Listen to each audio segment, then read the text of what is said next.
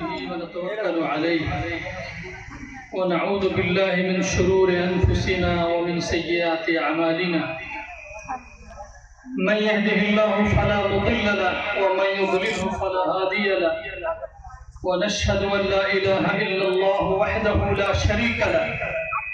ونشهد أن سيدنا ومولانا محمدا عبده ورسوله أما بعد فأعوذ بالله من الشيطان الرجيم بسم الله الرحمن الرحيم يا أيها الذين آمنوا قوا أنفسكم وأهليكم نارا وقودها الناس والحجارة عليها ملائكة غلاظ شداد لا يعصون الله ما أمرهم ويفعلون ما يؤمرون صدق الله العظيم. حضرات گرامی، دینی بھائیوں، نوجوانوں، یہ نہایت ہی مسرت اور خوشی کا موقع ہے. خود مدرس ہیں، ہم بچوں کو پڑھاتے ہیں اور ہمیں یہ معلوم ہے کہ نسلوں کی ذہنی آبیاری کے لیے مکتب اور مدرسے ایسی ضروری ہیں جیسے انسان کی زندگی کے لیے کھانا اور پانی. بلکہ انسان بنتے ہی ہیں مکتب میں. انسان کو اپنے انسان ہونے کا شعور وہیں سے ملتا ہے. ایک تو ہماری ظاہری شکل ہے اور ایک ہماری حقیقت ہے، انسانی حقیقت. اس حقیقت سے انسان آشنا مکتب میں ہوتا ہے سب سے پہلی بات. حضرات، بہت مختصر آپ سے گفتگو کرنی ہے اور ایک سوال آپ کو دے کے جانا ہے اور اس کا جواب آپ کو تلاش کر لینا ہے. جواب تلاش کرنا کچھ بھی مشکل نہیں، بس سوال ذہن میں کانٹا بن کر بس چبھن پیدا کرے، یہ ضروری ہے. ہمارے لیے دوگنا مسرت کی بات ہے کہ عزیز گرامی جناب مولانا خیر البشر صاحب ندوی جو اس بستی کے رہنے والے ہیں، اور بظاہر جیسا کہ ہمیں پہلے سے علم تھا کہ وہ باقاعدہ تعلیم و تعلم سے لگے نہیں ہیں بلکہ اپنے کاروبار کو دیکھ رہے ہیں، لیکن ہم سب کے لیے ان کے اساتذہ یہاں اسٹیج پر موجود ہیں. ان سب کے لیے خوشی کا موقع ہے کہ آدمی جب کاروبار میں لگتا ہے اور دنیا کے جھمیلوں میں پھنستا ہے تو پھر اس طرح کی دلچسپیوں سے اسے تعلق نہیں ہوتا. پھر وہ پڑھنے لکھنے، اسکول اور مکتب اور مدرسے کو دیکھنا اس کے لیے ایک نہایت ہی جھمیلے کی چیز ہوتی ہے. لیکن اس درد سر کو انہوں نے اوڑھا ہوا ہے، یہ ہم سب کے لیے نہایت ہی مسرت اور شادمانی کا موقع ہے. ہمیں اس سے خوشی اور مسرت کا احساس ہو رہا ہے. اصلاً ہماری قوم میں جو سب سے بڑے لوگ ہوتے ہیں جن کو قوم کا محسن کہنا چاہیے، وہ لوگ ہیں جو تعلیم و تربیت کی فکر کرتے ہیں، جو تعلیم و تربیت کے کام کو آگے بڑھانے کی کوشش کرتے ہیں. وہ ہماری قوم کے محسن لوگ ہیں. یہ ایک درد سر ہے جس کو قبول کرنا پڑتا ہے. ایک واقعہ یاد آیا مجھے، اور یہ واقعہ جب میں نے پہلی مرتبہ پڑھا تھا تو میرے دل اور دماغ پر اس کا بڑا ہی غیر معمولی اثر ہوا تھا. اور میں نے جس وقت میں نے یہ پڑھا تھا میں اپنے گاؤں میں تھا، میں اپنے دیہات میں تھا، اپنی بستی میں، اور میں نے کئی جمعہ مجھ پر اس کا ایک اثر رہا اور میں تقریر کرتا رہا. وہ کوئی چھٹی کا زمانہ تھا، میں اپنے وطن تھا. واقعہ یہ ہے کہ دارالعلوم دیوبند کے بانی حضرت مولانا محمد قاسم نانوتوی رحمۃ اللہ علیہ ایک ہی لڑکے تھے، مولانا حافظ محمد احمد صاحب. جب مولانا نانوتوی نے اپنے بیٹے کو حفظ پہ لگایا، جب وہ حافظ ہو گئے تو انہیں تنہائیوں میں بلایا یہ جو میں نے کہا تھا ایک سوال آپ کو دے کے جاؤں گا، یہ سوال آپ کے سامنے قائم کرنے کے لیے اس واقعے کو میں سنا رہا ہوں۔ ہمیں بھی جلدی ہے، مجھے خود بھی جلدی جانا ہے، اور ہمارے ساتھ اور بہت سے اساتذہ بھی ہیں، بعض لوگوں کے ساتھ عذر بھی ہے، اس لیے میں جلدی ہی اپنی بات نمٹا کے اور میں آپ سے چھٹی لوں گا۔ تنہائیوں میں بلا کے اپنے بیٹے سے مولانا نانیتوی نے پوچھا کہ احمد، میں تم سے ایک سوال کرنے والا ہوں، جواب دینے میں جلدی نہ کرنا، سوچ سمجھ کر ذمہ داری کا احساس کرتے ہوئے میرے سوال کا جواب دینا۔ کیا تم اس کے لیے تیار ہو؟ تو سعادت مند بیٹے نے کہا انشاءاللہ میں سوچ سمجھ کر غور و فکر کر کے آپ کے سوال کا جواب دینے کی کوشش کروں گا۔ اس کے بعد باپ نے اپنے بیٹے سے کہا کہ میں نے تمہیں اللہ کی کتاب قرآن کریم کے حفظ پہ تمہیں اپنے لیے لگایا، یعنی میں نے تمہیں حافظ قرآن اپنی عاقبت اور اپنی آخرت کے لیے میں نے تمہیں حفظ قرآن پہ لگایا تھا، آج تو حافظ ہو گیا۔ مجھ سے یہ عہد و پیمان اگر کر سکتے ہو سوچ سمجھ کر ذمہ داری سمجھتے ہوئے، تو پھر جواب ہاں یا نہ میں دینا کہ کیا میں جب مر جاؤں گا، اس دنیا سے چلا جاؤں گا، کیا تم ہر دن مغرب کی نماز کے بعد اوابین میں قرآن پڑھ کر اور بعد میں اللہ کے سامنے مجھے یاد کر کے میرے لیے دعائیں مغفرت کرو گے؟ ہر دن بلا ناغہ سوچ سمجھ کر مجھے جواب دے دو۔ سعادت مند بیٹے نے کچھ دیر غور و فکر کیا، اپنا جائزہ لیا کہ کیا ہر سال کے 365 دن کیا میں کر سکوں گا، اور پھر انسان اگر کرنا ہی چاہے تو کیا کوئی اسے روک سکتا ہے؟ غور کرنے کے بعد بیٹے نے کہا جی ہاں، میں آپ سے عہد و پیمان کرتا ہوں کہ ہر دن چاہے وہ جیسا دن ہو، وہ ہمارے لیے جس قدر مشکل دن ہو، میں آپ سے عہد و پیمان کرتا ہوں کہ آپ جب اس دنیا میں نہیں ہوں گے، ہر دن مغرب کی نماز کے بعد آپ کے لیے اوابین پڑھ کر کے اور آپ کے لیے میں اللہ سے دعا کروں۔ تو مولانا قاسم نانوتوی رحمۃ اللہ علیہ نے کہا کہ اب میں سکون سے مر سکتا ہوں۔ یہ سوال صرف کسی ایک باپ کے لیے نہیں ہے، یہ ہر وہ شخص جس کے پاس اولاد ہے، بیٹے یا بیٹی کی صورت میں یا دونوں کی صورت میں، اسے اس بات کا ضرور یقین ہونا چاہیے کہ جب میں اس دنیا سے چلا جاؤں گا تو کیا اس روئے زمین پر اپنی دعاؤں میں مجھے کوئی یاد کرنے والا ہوگا یا نہیں، اس کا اطمینان ہونا چاہیے۔ ہم سب جانتے ہیں کہ ماں باپ جس کو دعاؤں میں یاد کریں وہ ہمیشہ اللہ کی رحمت کے سائے میں ہوتا ہے، اس لیے کہ ماں باپ کی دعائیں اولاد کے حق میں مستجاب ہوتی ہیں، وہ قبول ہوتی ہیں۔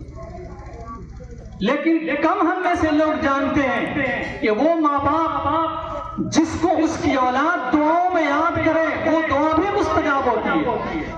یہ تو سب کو معلوم ہے کہ ماں باپ دعاؤں میں یاد کرے اپنے بیٹے کو، اپنی بیٹی کو، تو اللہ کی رحمت کے سائے میں ہوتا ہے، وہ دعا قبول ہوتی ہے۔ تو ماں باپ اولاد کو دعاؤں میں یاد کرے وہ رحمت کے سائے میں ہو، ماں باپ کو کون دعاؤں میں یاد کرے کہ وہ بھی رحمت کے سائے میں، انہیں کون یاد کرے؟ تو انہیں اس کی اولاد یاد۔ ماں کا انتقال ہو گیا، باپ کا انتقال ہو گیا تو لوگ بھوں بھوں روتے ہیں، تصویر ٹپکاتے ہیں، بہت روتے ہیں۔ مفتی صاحب، عالم دین صاحب، بزرگ صاحب، میری ماں کے لیے، میرے ابا کے لیے دعا کیجیے گا اللہ انہیں جنت الفردوس میں مقام ہو۔ حالانکہ اس وقت جس وقت اس کا دل ٹوٹا ہوا ہے، واقعی وہ ایک غم محسوس کر رہا ہے، والدین کی جدائی کا غم اسے محسوس ہو رہا، اس وقت اس کے والدین کو ہے ان میں سے جو بھی اس دنیا سے گیا ہے اس کی دعاؤں کی سخت ضرورت ہو رہی ہوتی ہے، اور وہ کسی مفتی کو یاد کرتا ہے، وہ کسی عالم کو یاد کرتا ہے، وہ کسی بزرگ کو یاد کرتا ہے۔ آپ بالکل ہزار بزرگوں سے آپ درخواست کریں، جو بھی آپ کی نظر میں نیک اور صالح اس سے آپ درخواست کریں کہ ہمارے والدین کے لیے آپ دعا کیجیے، لیکن اس وقت اس سے بڑا ان کے لیے کوئی بزرگ نہیں ہوتا۔ نبی پاک صلی اللہ علیہ وسلم کی صحیح حدیث ہے جس میں آپ نے فرمایا کہ کسی کی اولاد صالح ہو، بیٹا یا بیٹی میں سے اگر کوئی ہے جس کے دل میں اپنے والدین کے لیے درد ہے اور وہ اس بات کے لیے فکر مند ہے کہ خدا نہ خواستہ ہمارے ماں باپ میں سے کوئی ایک بھی پھنس جائے، وہ آخرت میں اللہ تبارک تعالیٰ کے سامنے جب جائے تو اس کا معاملہ حساب و کتاب کا بگڑ جائے اور اس کے لیے یہ فیصلہ ہو کہ اسے جہنم میں پھینک دیا جائے، وہ اس تصور سے کانپ جائے کہ خدا نہ خواستہ ایسی خبر ہمیں نہ ملے کہ ہمارے والدین میں سے کسی ایک کے لیے یا دونوں کے لیے یہ فیصلہ اللہ کی طرف سے ہو جائے۔ تو جو اس شعور کے ساتھ اپنے والدین کو یاد کرے گا اس کی وہ دعا بھی مستجاب ہوتی ہے۔ تو ایسا بیٹا یا ایسی بیٹی کہاں تیار ہوتی ہے؟ یا تو پھر ماں باپ خود تیار کریں ایسا بیٹا اور ایسی بیٹی، بیٹے اور بیٹی کے دل میں اللہ کا خوف پیدا کریں، اسے دیندار بنائیں، باشعور بنائیں اور اس کے اندر دین کی سمجھ پیدا کریں، یا پھر بلکہ میں سمجھتا ہوں کہ وہ دنیا کے اتنے جھمیلے ہیں، اتنے کام ہیں کہ آدمی اگر پڑھا لکھا عالم بھی ہو تو تنہا ایسا نہیں کر سکتا، اس کو ضرور کچھ مدرس چاہیے اور ایک سے زیادہ مدرسین چاہیے بھی کہ انسان جیسا باکمال ہو اس کے اندر ساری صلاحیتیں نہیں ہوتی ہیں، اسے مختلف اساتذہ سے پڑھنے کی ضرورت ہوتی ہے، مختلف لوگوں سے وہ مختلف رنگ حاصل کرتا ہے، مختلف خوبیاں حاصل کرتا ہے۔ تو ایسی اولاد تیار ہوتی ہے مکتب سے، مدرسے سے، درسگاہ سے۔ تو جس گاؤں میں مکتب ہو، مدرسہ ہو، اس مدرسے اور مکتب کی یادگاری کرنے کی ضرورت ہوتی ہے، اس کی فکر مندی کی ضرورت ہوتی ہے، اسے آگے بڑھانے کی کوشش ہونی چاہیے، اسے آگے بڑھانے کی فکر ہونی چاہیے۔ تو انشاءاللہ ہم میں سے ہر شخص اس بات کی فکر کرے گا کہ ہم جب اس دنیا سے جائیں تو ہمارے پیچھے ہمیں دعاؤں میں یاد کرنے والا کوئی ایسا ہو، بیٹے کی صورت میں یا بیٹی کی صورت میں۔ اور آخری بات جو ایک صحابی کی حدیث ہے وہ ہم سب کے لیے بہت ہی معنی خیز ہے۔ ایک صحابی حضرت ابو ثعلبہ خشنی رضی اللہ عنہ مدینے کے رہنے والے نہیں تھے، وہ مدینے سے باہر رہتے تھے، آئے ہوئے تھے نبی پاک صلی اللہ علیہ وسلم کے پاس، تو سوالات کی فہرست لے کے آئے ہوئے تھے کہ نبی صلی اللہ علیہ وسلم سے یہ مسئلہ بھی پوچھ لوں گا، یہ مسئلہ بھی پوچھ لوں گا، یہ مسئلہ بھی پوچھ لوں گا۔ بہت سے مسائل پوچھنے کے بعد ایک سوال یہ رکھا کہ اللہ کے نبی ہم جس علاقے میں رہتے ہیں ہم لوگوں کی زندگی کے انحصار شکار پہ ہے، جانور شکار کر کے ہم لوگ اپنا گزر بسر کرتے ہیں، تو شکار کا کیا مسئلہ ہے اسلام میں؟ تو نبی پاک صلی اللہ علیہ وسلم نے فرمایا کہ جو تمہارا شکاری کتا ہوتا ہے، تمہارا سدھایا ہوا تعلیم و تربیت جس کی تم نے کی ہوئی ہے، ایسا کتا جب شکار کے لیے بسم اللہ پڑھ کر بھیجو اور وہ شکاری کتا شکار کے جانور پہ جھپٹے وار کرے تو اس کی زخموں کی تاب نہ لا کر اگر شکار کا جانور مر جائے، پہلے ہی تمہارے ذبح کرنے سے پہلے مر جائے تو بھی تم اس کو کھا سکتے ہو۔ یعنی جو تمہارا سدھایا ہوا کتا ہے، جس کے لیے عربی میں نبی صلی اللہ علیہ وسلم کے جو الفاظ ہیں کل بکل معلم،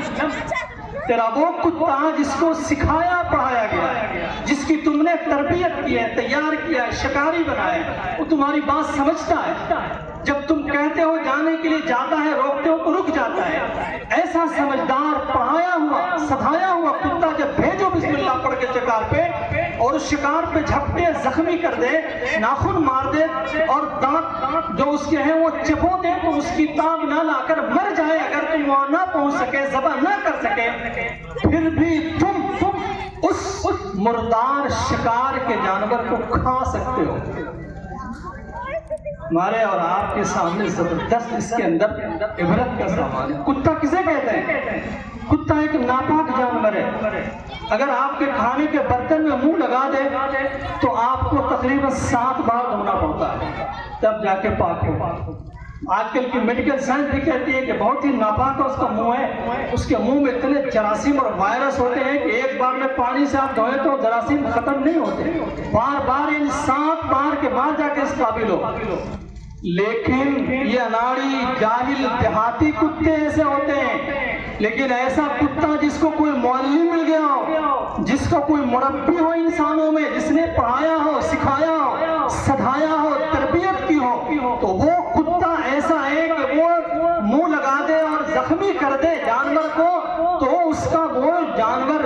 جس کو اس نے شکار کیا ہے وہ ناپاک نہیں ہوتا، وائرس اس میں نہیں جاتا۔ جب پڑھانے سکھانے کے بعد کتا ایسا عظیم ہو سکتا ہے تو پھر انسان پڑھانے اور لکھانے کے بعد کیسا عظیم ہو سکتا ہے؟ آدم کی اولاد کو اگر پڑھایا جائے وہ پڑھنے ہی کے لیے ہے، اللہ نے علم کا بیج اس کے دماغ میں ڈالا ہوا ہے، بس انسان کو صرف معمولی تعلیم و تربیت کی ضرورت ہوتی ہے۔ اب اگر ہم اپنے بچوں کی تعلیم و تربیت کی فکر نہ کریں تو یہ ماں باپ اور والدین سرپرست کی طرف سے اولاد پر عظیم گویا ان کے ساتھ ظلم ہے۔ اس لیے ہمیں اور سب کو اس بات کی فکر ہونی چاہیے کہ اپنے بچوں کو بہتر سے بہتر مربی، بہتر سے بہتر معلم فراہم کریں، بہتر سے بہتر درسگاہ فراہم کریں۔ اس لیے ہم مولانا خیر البشر صاحب کو مبارکباد دیتے ہیں کہ اللہ نے آپ کو بڑی اچھی توفیق دی، آپ اپنے دنیا کے کاروبار بھی سنبھالے ہوئے ہیں اور اپنی بستی کے مکتب اور مدرسے کی فکر بھی کر رہے ہیں اور نئی نسل کی تعلیم و تربیت کی فکر کر رہے ہیں۔ یہ ہم سب کے لیے بھی نہایت ہی سعادت کی اور خوشی کی بات ہے۔ مجھے بھی موقع ملا، صحیح کہا انہوں نے کہ میں بھی بالکل نوعمر تھا اور پڑھانے آ گیا تھا، اور اس طرح سے میں ان کا استاد بن گیا، اور بڑے بڑے اساتذہ ان کے موجود ہیں جو تجربے کار تھے اور پہلے سے پڑھاتے آ رہے تھے۔ مولانا انوار احمد صاحب موجود ہیں، مولانا اعجاز احمد صاحب موجود ہیں، مولانا شبیل حسن صاحب ندوی موجود ہیں، مولانا نسیم الدین صاحب ندوی موجود ہیں، یہ ان کے بڑے اساتذہ تھے۔ تو نہایت ہی خوشی کی بات اور یہ صحیح بات ہے، کسی کے سامنے تعریف کے کلمات کہنا تو یہ مناسب نہیں ہے، لیکن میں ضرورتاً کہہ رہا ہوں کہ یہاں پڑھنے لکھنے کی جگہ ہے، بچے بیٹھے ہوئے ہیں، ان کی تعلیم و تربیت کا انتظام کیا جا رہا ہے۔ یہاں پہ صحیح بات ہے کہ یہ پڑھنے کے زمانے میں بڑے سعادت مند تھے، صحیح ہے، بالکل تمام اساتذہ سے یکساں تعلق یہ رکھتے تھے۔ عام طور سے انسان سے طلبہ سے غلطی ہوتی ہے، کسی استاد سے لگ گئے تو ان کو لگتا ہے میرا استاد یہی ہے، حالانکہ طالب علم کی شاگرد کی سعادت مندی یہ ہے کہ وہ اپنے تمام اساتذہ کے ساتھ اس کا ایسا سلوک ہو کہ ہر استاد یہ سمجھے کہ ہم سے گہرا تعلق رکھتے ہیں۔ نبی پاک صلی اللہ علیہ وسلم کا معاملہ صحابہ کے ساتھ یہ تھا کہ تمام کے تمام صحابہ یہ سمجھتے ہیں کہ نبی صلی اللہ علیہ وسلم ہم سے زیادہ پیار فرماتے ہیں، ہمیں زیادہ چاہتے ہیں۔ ایسی طالب علم کے لیے شاگرد کی سعادت یہ ہے کہ اپنے تمام اساتذہ سے وہ برابر تعلق رکھے، ہر ایک کے ساتھ یہ تاثر دے کہ ہم آپ کا اکرام کرتے ہیں اور ہم آپ کا احترام کرتے ہیں اور ہم آپ کا احسان مانتے ہیں، ہم آپ کے سامنے دانوں میں قلم طے کرتے ہیں، ہمیں اس کا احساس ہے۔ تمام بچوں کو، تمام پڑھنے والوں کو اپنے اساتذہ کا اکرام کرنا چاہیے، ان کا احسان ماننا چاہیے۔ یہ مکتب ہے، یہ درسگاہ ہے، یہاں سے بھی یہی تعلیم دی جاتی ہے اور ہر تمام درسگاہ سے یہی تعلیم دی جاتی ہے۔ اللہ تبارک و تعالیٰ اس مکتب کو مبارک بنائے، اس درسگاہ کو یہاں سے اس کا فیض کو جاری فرمائے، یہاں کے اساتذہ کو بابرکت بنائے اور یہاں سے ان کا فیض عام ہو۔ وآخر دعوانا الحمدللہ۔